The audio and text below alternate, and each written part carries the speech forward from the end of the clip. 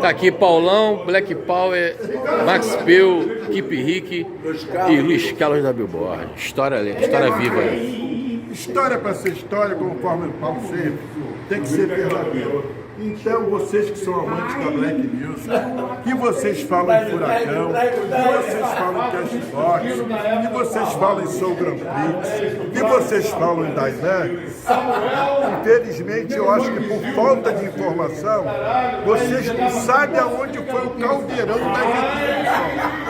o caldeirão, quer dizer, desculpa, das equipes de som, foi em Irajá. Irajá é o berço. Irajá era o berço, foi o berço das equipes de som. Exemplo, Uma Mente Numa Boa, Rick, Neguisson, Tropa Bagunça e Selva Negra, e mais ali na frente Babaque.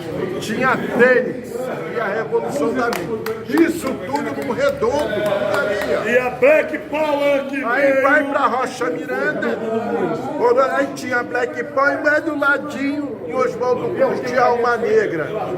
Só. Esse é o berço da história. É o berço da história. Entendeu? Verdade. Show de bola, rapaziada. Reunião aí dos amigos do Soul aí, só relíquia. Só relíquia. Aqui só tem relíquia. Só 72, 73, 69, 68. A história do Rio de Janeiro, da Black Music tá aqui, ó, do Soul.